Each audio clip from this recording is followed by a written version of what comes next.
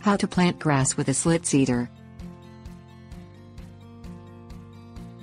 If you've ever sowed grass seed that was washed downhill after a heavy rain or gobbled up by hungry birds, using a slit seeder may be the answer. This piece of equipment, which looks similar to a lawnmower, is typically available for rent at your local garden center or tool rental store. As you push it, a slit seeder slices the soil into shallow furrows and deposits grass seeds into the slits. Some machines roll or tamp the soil as a finishing touch to ensure good soil-to-seed contact. The seeds stay in place when it rains, and they're tucked in the soil just out of beak's reach from birds.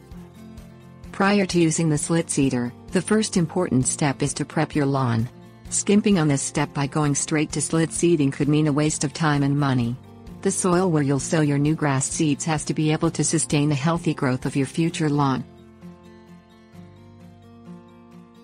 Overseeding an existing lawn. Slit seeders excel at overseeding, or sowing seeds into an existing lawn. There are three primary reasons for overseeding: to thicken up a sparse, wispy lawn, to fill in bare patches in your lawn, to sow cool season turf grass seeds into an existing warm season lawn so you can enjoy a green yard during the winter. The quality of your new lawn depends heavily on several preparatory steps. Step 1. Test the soil. If the soil has deficient or excessive nutrients, the new grass may struggle to become established after use of the seed. And if the pH is not adjusted to a level that's suitable for the particular type of grass you're growing, the roots won't be able to absorb nutrients properly. If you're not skilled in interpreting the results from a purchased soil test kit, you can have the soil tested at a laboratory or your closest county extension office. Tip: typically, a pH of between 5.5 and 6.5 is optimal for most turf grass types. Step 2. Get rid of weeds. Before you add new grass seeds to your lawn, now is the time to get rid of the weeds.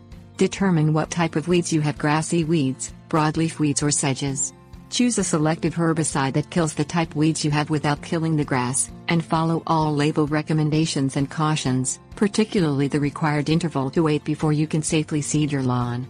If you don't have a lot of weeds, you can hand pull them, but make sure you remove the roots, too. Step 3. Water your lawn. Soak the lawn thoroughly to a depth of 6 to 8 inches. Let the surface dry just enough so you can dethatch and aerate. Step 4. Dethatch your lawn. Thatch is a buildup of organic matter between the grass and the soil surface, commonly composed of grass stems including rhizomes and stolons, crowns and roots.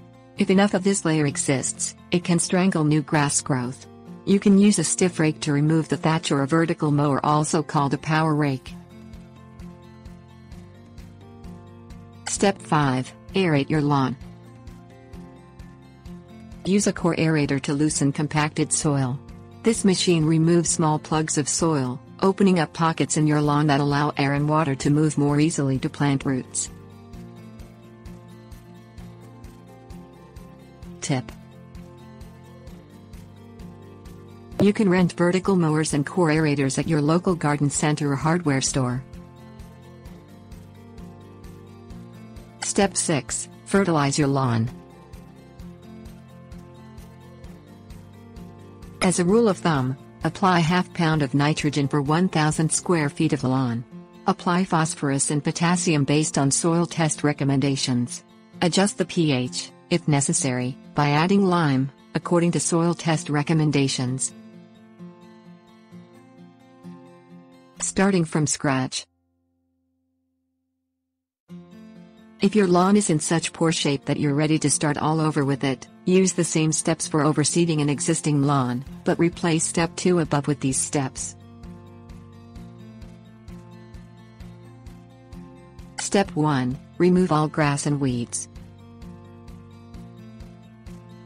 Use a ready-to-use non-selective herbicide, one that kills or damages every plant it touches, or plow or till your lawn to remove all grass and weeds.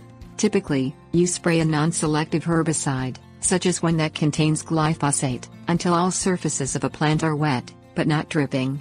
Follow all label recommendations and cautions, as products and formulations vary. Use the herbicide when conditions aren't windy and rain isn't expected. Most formulas show results anywhere between 24 hours and 1 week. Keep children and pets out of the area until the herbicide is completely dry. Tip: choose a product without residual action, which could kill newly germinating grass. Avoid products that include names or descriptions such as extended control and preventer. These can prevent grasses from growing for several months. Step 2. Rake, level, and grade. Rake your lawn smooth by removing all dead plants, rocks and debris. Grade the soil away from your home's foundation, and level all low spots where water can collect and rot grass roots. Using a slit seeder. Step 1. Fill the hopper. A slit seeder has a hopper, which is a receptacle for the grass seeds. Typically, the hopper is at the rear of the machine because the cutting blades are at the front to slice into the ground before the seeds are released. Step 2. Set the seed flow rate. According to the seed bag instructions or the chart that is typically included with a machine rental, set the dial to control the seed flow rate.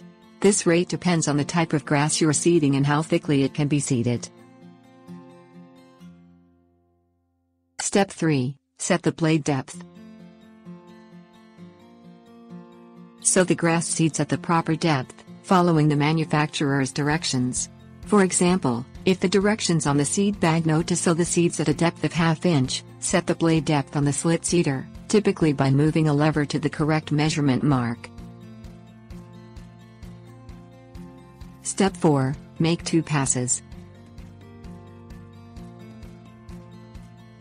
Push the slit seeder in one direction across your entire lawn, and then push it in the perpendicular direction, making 2 full passes across the area.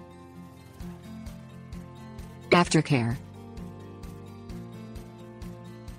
Follow-up is critical after you sow the seeds.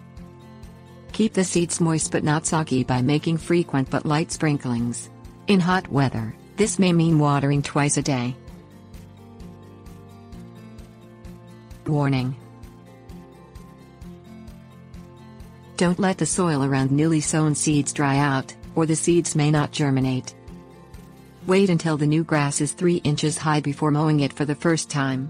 Set your mower blade to remove only 1 inch at a time for the first few mowings. Gradually increase the blade height until you reach 3 inches. 6 weeks after the seeds germinate, apply nitrogen fertilizer at the rate of 1 pound per 1,000 square feet. Safety tips: wear suitable clothing, including closed-toe shoes or boots, safety glasses and hearing protection. Keep a good grip on the slit seeder on rocky terrain and dips in the lawn so the machine doesn't tip over. Do not use the equipment on grades greater than 20%. Keep children and pets away from the area where you're working, and check blind corners, such as around trees and shrubs, before steering the machine forward. Follow all make and model specific instructions in the operator's manual.